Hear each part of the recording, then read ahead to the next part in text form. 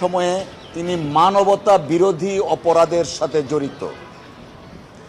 5 বছর যখন DMP commissioner ছিলেন, সরকার বিরোধী রাজনৈতিক দলের অনেক নেতাকর্মী হত্যার শিকার হয়েছে, গুমের শিকার হয়েছে, ক্রস ফায়ারে গিয়েছে।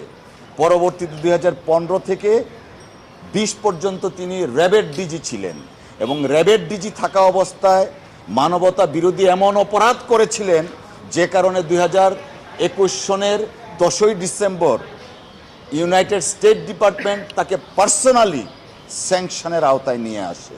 অর্থাৎ তার মানবতা বিরোধী কার্যক্রমের বিচার এই দেশের মানুষ চায়, যেমনিভাবে চাচ্ছে দুর্নীতির বিচার। আর আপনারা জানেন, আপনারা জিজ্ঞেস করলেন যে তার যে এই যে বিচারের বা তদন্তের বিষয়টা হচ্ছে কি, আমি যা বললাম যে বেনজির নজিরবিহীন। দেখুন, এই যে দুর্নীতি